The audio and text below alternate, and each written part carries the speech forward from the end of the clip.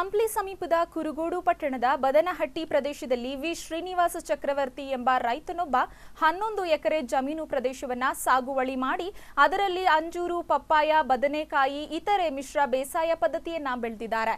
11 ಎಕರೆಗೆ ವರ್ಷಕ್ಕೆ 4 ಲಕ್ಷ ಸಾಗುವಳಿ ನೀಡುತ್ತಿದ್ದಾರೆ. ಪ್ರಾರಂಭದಲ್ಲಿ ಮಿಶ್ರ ಬೇಸಾಯ ಪದ್ಧತಿ ಮಾಡಲು ಅಂಜೂರು 9 ಎಕರೆ ಪ್ರದೇಶದಲ್ಲಿ 3200 ಗಿಡಗಳು ಹಾಗೂ ಪಪ್ಪಾಯ 2.5 ಎಕರೆ ಪ್ರದೇಶದಲ್ಲಿ 2200 ಗಿಡಗಳು ಮತ್ತು ಬದನೆಕಾಯಿ 2000ದಂತೆ 38 ದಿವಸವುಳ್ಳ ಗಿಡಗಳನ್ನು ಅನಂತಪುರದಿಂದ ತಂದು ಬಾದನಹಟ್ಟಿ ಪ್ರದೇಶದಲ್ಲಿ ಸುಮಾರು 11 ಎಕರೆ ಜಮೀನಿನಲ್ಲಿ 6 ಅಡಿ ಅಗಲ 7 ಅಡಿ ಉದ್ದದಲ್ಲಿ ರೈತ ಚಕ್ರವರ್ತಿ ಗುತ್ತಿಗೆ ಆಧಾರದ ಮೇಲೆ ಕಡಿಮೆ ಖರ್ಚು ವೆಚ್ಚದಲ್ಲಿ ಮಿಶ್ರ ಬೇಸಾಯ ಮಾಡಿ ಫಲವತ್ತತೆಯ ಬೆಳೆಯನ್ನ ಬೆಳೆದಿದ್ದು ಇತರೆ ರೈತರಿಗೆ ಮಾದರಿಯಾಗಿದ್ದಾರೆ. ಇಂತಹ ವ್ಯವಸಾಯ ಮಾಡುವ ಶಾಲೆಯ ಮುಖ್ಯಸ್ಥರಾದ ಚಕ್ರವರ್ತಿ ಅವರ ಪತ್ನಿ ಕೂಡ ಸರ್ಕಾರಿ ಶಾಲೆಯಲ್ಲಿ ಶಿಕ್ಷಕರಾಗಿ ಸೇವೆ ಸಲ್ಲಿಸ್ತಾ ಇದ್ದಾರೆ. ಒಟ್ಟು 2.5 ಎಕರೆ ಪಪ್ಪಾಯಗೆ 4 ಲಕ್ಷ ಖರ್ಚಾಗಿದ್ದು 10 ಲಕ್ಷ ಉಳಿತಾಯದ ನಿರೀಕ್ಷೆಯಲ್ಲಿದ್ದಾರೆ. ಇದಲ್ಲದೆ 8 ಎಕರೆ ಅಂಜೂರಾಗೆ 8 ಲಕ್ಷ ಖರ್ಚು ಆಗಿದ್ದು 4 ಲಕ್ಷ ಉಳಿತಾಯದ ನಿರೀಕ್ಷೆಯಲ್ಲಿದ್ದಾರೆ. ನಾವು ಕುರುಗೋಡು ಕಂಪ್ಲಿ ವಿಧಾನಸಭಾ ಕ್ಷೇತ್ರದ ಕುರುಗೋಡು ಪಟ್ಟಣದ ಪಕ್ಕದ ಬಾದನಹಟ್ಟಿ ಗ್ರಾಮದ ಒಂದು ಜಮೀನಿನಲ್ಲಿ ಸುಮಾರು ಒಂದು 8 ಎಕರೆ ಜಮೀನನ್ನು ಅಂಜೂರ ಮತ್ತು 2.5 ಎಕರೆ ಪಪ್ಪಾಯ ಪ್ಲಾಂಟೇಶನ್ ಮಾಡಿವಿ.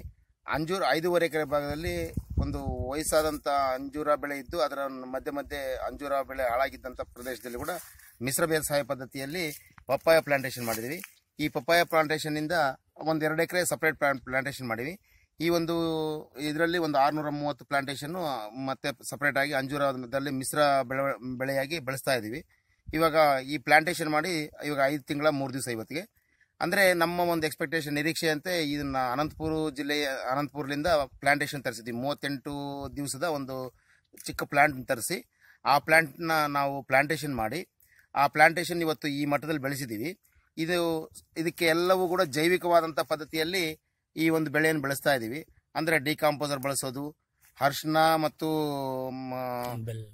ಹೊಂಗೆ ಎಣ್ಣೆ, ಅರಿಶಿನ ಮತ್ತು ಶೇಂಗಾ ಎಣ್ಣೆ, ಅರಿಶಿನ ಮತ್ತು ಬೇವಿನ ಎಣ್ಣೆ ಇಂಥವನ್ನೆಲ್ಲವನ್ನು ಸಿಂಪರಣೆ ಮಾಡಿ ಅದಕ್ಕೆ ಯಾವುದೇ ಒಂದು ಸೋಂಕು ತಗಲದಂತೆ ಗಿಡಗಳನ್ನು ಬೆಳೆಸಿದ್ದೀವಿ. ಇವತ್ತು ಸುಮಾರು ಒಂದು ಪ್ಲಾಂಟ್ನಲ್ಲಿ 30ರಿಂದ 40 ಕಾಯಿಗಳ ಒಂದು ಇಳುವರಿ ಇವಾಗ ಕಾಣಿಸ್ತಾ ಇದೆ.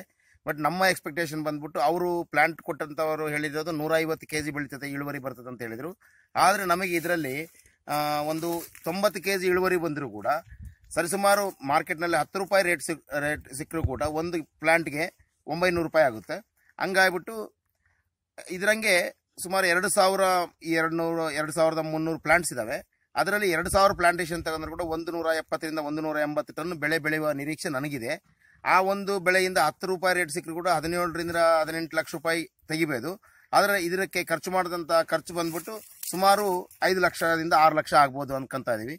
ಇವು ದೇವರ ಒಂದು ಅನುಗ್ರಹದಿಂದ ಯಾವುದೇ ಒಂದು ಈ ಒಂದು ಬೆಳೆಗೆ ಒಂದು ಉತ್ತಮವಾದ ಬೆಂಬಲ ಬೆಲೆ ಅಥವಾ ಬೆಲೆ ಸಿಕ್ಕರೆ, ಮಾರ್ಕೆಟ್ ಒಳ್ಳೇದು ಸಿಕ್ಕರೆ ನಮಗೆ ಸುಮಾರು ಒಂದು 10 ಲಕ್ಷ ಕೇವಲ ಪಪ್ಪಾಯದಲ್ಲೇ ಒಂದು ನಿವ್ವಳ ಲಾಭ ಉಳಿತದೆ ಅಂತಂದೇಳಿ ಒಂದು ಬೈಕೆ ಇದೆ.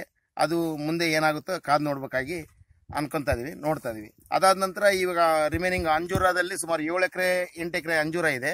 ಆ ಅಂಜೂರದಲ್ಲಿ ಇವು ವಯಸ್ಸಾದಂಥ ಗಿಡಗಳನ್ನು ಇವು ಹೆಂಗ್ ಬರ್ತವೆ ಅನ್ನೋ ಒಂದು ವ್ಯಂಗ್ಯವಾದ ಮಾತುಗಳನ್ನು ಬೇರೆಯವ್ರು ಮಾತಾಡಿದ್ರು ಕೂಡ ಯಾಕೆ ಬರಲ್ಲ ನೋಡೋಣ ಅಂತಂದೇಳಿ ಇದನ್ನು ಜೈವಿಕ ಪದ್ಧತಿಯಲ್ಲಿ ಬೆಳೆಸ್ತಾ ಇದೀವಿ. ಅಂದರೆ ಇದಕ್ಕೆ ಎರೆಹುಳು ಗೊಬ್ಬರ ಮತ್ತು ಡಿಕಾಂಪೋಸರ್ನ ಸ್ಪ್ರೇ ಮಾಡೋದು, ಡಿಕಾಂಪೋಸರ್ನ ಡ್ರಿಪ್ ಮುಖಾಂತರ ಬಿಡೋದು ಮಾಡಿ ಆ ಗಿಡಗಳನ್ನು ಭಾರಿ ಚೆನ್ನಾಗಿ ಬೆಳೆಸಿದ್ದೀವಿ. ಕಾಪುಗಳು ಚೆನ್ನಾಗಿದೆ. ಸುಮಾರು 8 ಎಕರೆ ನಡುವೆ ಸುಮಾರು ಒಂದು 40ರಿಂದ 45 ಟನ್ನು ಬೆಳಿಬೋದು ಅಂತ ಒಂದು ನಿರೀಕ್ಷೆ ಇದೆ. 50 ರೂಪಾಯಿ ಅಂದರೆ ಒಂದು ಟ್ರೇ ಬಂದ್ಬಿಟ್ಟು 20 kg ಇರುತ್ತೆ. ಆ 20 kg ಟ್ರೇ ಬಂದ್ಬಿಟ್ಟು ಇವತ್ತಿನ ಮಾರ್ಕೆಟ್ ಪ್ರಕಾರ 500 ರೂಪಾಯಿ ಆವರೇಜ್ ರೇಟ್ ಸಿಕ್ಕರೂ ಕೂಡ 45 ಟನ್ಗೆ ಸುಮಾರು 9 ಲಕ್ಷ ರೂಪಾಯಿ ಒಂದು ಬೆಳೆ ಬರ್ಬೋದು ಅನ್ನೋ ನಿರೀಕ್ಷೆ ಇದೆ. ಆ ಒಂದು 9 ಲಕ್ಷದಲ್ಲಿ ಸುಮಾರು ಇದಕ್ಕೆ ಒಂದು 6 ಲಕ್ಷ ಖರ್ಚಾದರೂ ಕೂಡ ಆ ಒಂದು ಅಂಜೂರದಲ್ಲಿ ಒಂದು 3 ಲಕ್ಷ ಉಳಿಬೋದು ಅಂತ ನಿರೀಕ್ಷೆ ಇದೆ. ಪಪ್ಪಾಯ ಮತ್ತು ಅಂಜೂರ ನಡುವೆ ಎರಡರ ನಡುವೆ ಕೂಡ ಸುಮಾರು ಒಂದು 10 ಲಕ್ಷ ರೂಪಾಯಿ ಬೆಳೆಯನ್ನು ಈ ವರ್ಷ ನಾನು ತೆಗೆಯುವ ನಿರೀಕ್ಷೆಯಲ್ಲಿದ್ದೀನಿ. ಆಲ್ಮೋಸ್ಟ್ ಆಗುತ್ತೆ. ಈ ಒಂದು ಪಪ್ಪಾಯ ಬೆಳೆಯದು ಬಂದ್ಬಿಟ್ಟು ರೆಡ್ ಲೇಡಿ 786 ಅಂತೇಳಿ ಇದ್ರ ಬ್ರ್ಯಾಂಡು. ಆ ಒಂದು ಬ್ರ್ಯಾಂಡ್ ಹೆಸರಿಗೆ ಒಂದು ಉತ್ತಮವಾದ ಬೆಂಬಲ ಬೆಲೆ ಇದೆ ಮತ್ತು ಬೆಲೆ ಕೂಡ ಇದೆ. ಮಾರ್ಕೆಟಲ್ಲಿ ಅದರ ಒಂದು ಸ್ವೀಟ್ನೆಸ್ಗೆ ಅದಕ್ಕೆ ಉತ್ತಮವಾಗಿ ಜನರು ಕೂಡ ಅದನ್ನು ತಿಂತಾರೆ. ಅದಾದಮೇಲೆ ಈ ಪಪಾಯ ಬಂದ್ಬಿಟ್ಟು ನಾವು ಬೆಳೆಸಿರೋ ಪದ್ಧತಿ ಪ್ರಕಾರ ಭಾರಿ ಚೆನ್ನಾಗಿದೆ, ನಿರೀಕ್ಷೆ ಕೂಡ ಚೆನ್ನಾಗಿದೆ. ಆದರೆ ಈ ವರ್ಷ ಮಳೆಗಾಲ ಇಲ್ಲದಂಥ ಕಾರಣ ಸ್ವಲ್ಪ ಭೂಮಿಯಲ್ಲಿ ಏನಾದರೂ ನೀರು ಕಡಿಮೆ ಆಗ್ತೋ ಅನ್ನೋ ಒಂದು ಭಯ ಕೂಡ ನಮ್ಮಲ್ಲಿದೆ. ಅದಕ್ಕೆ ಮುಂಚಿತವಾಗಿ ನಾವು ಪ್ರಿಪೇರ್ ಆಗಿದ್ದೀವಿ. ಸುಮಾರು 6ನೇ ತಾರೀಕು ಅಥವಾ 7ನೇ ತಾರೀಕು ಒಂದು ಬೋರ್ ಹಾಕ್ಸ್ಬೇಕಂತ ಒಂದು ಮೆಗ್ಮೀಟ್ರು ಅಂಥವ್ರನ್ನ ಕರೆಸ್ಬಿಟ್ಟು ಚೆಕ್ ಮಾಡಿಸಿ ರೆಡಿ ಇದ್ದೀವಿ. ಹಂಗೇನ ಬಂದರೆ ಅದನ್ನು ಕೂಡ ಬೋರ್ ಹಾಕಿಸಿ ಉತ್ತಮವಾದ ಬೆಳೆ ಮತ್ತು ಮಾರ್ಕೆಟಿಂಗ್ ಕೂಡ ಮಾಡುವ ಒಂದು నిరీక్షೆಯಲ್ಲಿ నావిదీవి. ఇష్ట ಹೇಳಲಿಕ್ಕೆ ನಾನು బయస్ತೀನಿ. జై హింద్, జై కర్ణాటక అండి. నేను ఇక్కడ కర్ణాటక వచ్చి టూ ఇయర్స్ అవుతుంది. ఇక్కడ మా ఆంధ్ర నుంచి వచ్చాము మేము ఇక్కడికి. ఇక్కడ అంజూరు మా వాళ్ళందరూ బాగా పొలాలు పెట్టి బాగా చేస్తున్నారు. ఇక్కడ మార్కెట్ అనేది కొంచెం అంజూరుకి కొంచెం ఇయర్లీ వైజ్గా చూసుకుంటే కంటిన్యూ మార్కెట్ మంచి రేట్ ఉండట్లేదు. సో రైతులు చాలా ఇబ్బంది పడుతున్నారు. దాని గురించి చూస్తే ఈ మార్కెట్లో ఒక 2 నెలలు ఏమో మంచి రేట్ ఉంటుంది, 2 నెలలు తక్కువ రేట్ ఉంటుంది. సో మేము ఒక 2-3 నెలలు చూసేసి లోకల్ మార్కెట్ స్టార్ట్ చేద్దాము. లోకల్ మార్కెట్ స్టార్ట్ చేసాము. దానికి ఒక రైతులకి లోకల్ మార్కెట్ రేట్ ఇస్తున్నారు, వాళ్ళు కొంచెం బాగా హ్యాపీగా ఫీల్ అయ్యారు. దాని గురించి నేను లోకల్ మార్కెట్లో మంచి రేట్ ఇస్తున్నారు కాబట్టి రైతులు కూడా చూసి మంచి రేట్ ఇస్తా, ఇలా చేస్తానని చెప్పేసి చేస్తే ఈసారి చక్రవర్తి అంకుల్ వచ్చేసి నన్ను బాగా ఈ పొలంలో తీసుకొచ్చి కాయలు బాగా వస్తున్నాయి చూసుకొని నాకు మార్కెట్కి కొంచెం ఇది ఇచ్చేసాడు, సపోర్ట్ చేశాడు. సో నేను దానికి అనుకూలంగా మంచి మార్కెట్ చేసుకుని వాళ్ళకి మంచి రేట్ ఇస్తున్నాను. సో ఇప్పుడు బాగుంది. దీంతో పాటు ఇప్పుడు బొప్పాయి కూడా ఇప్పుడు మార్కెట్లోకి తీసుకురావాలని అతను నాకు చెప్పాడు. సో బొప్పాయి మార్కెట్ కూడా బాగుంది. సో దానికి కూడా మంచి రీజనబుల్ రేట్ దొరికే విధంగా మేము చేయాలని చూస్తున్నాను. ಮಾರ್ಕೆಟ್ ಏನು ಸಿಗುವಂತ ನಿರೀಕ್ಷೆ ఇవాగ ఈరోజు మార్కెట్ ప్రకారం అంజూరకు వచ్చేసి యావరేజ్ చూసుకుంటే ఒక 25 రూపాయలు 30 రూపాయలు రేటు దొరుకుతుంది. సో మామూలుగా బొప్పాయికి మినిమం ఒక 10 రూపాయల రేటు దొరకచ్చు అని అనుకుంటున్నాను.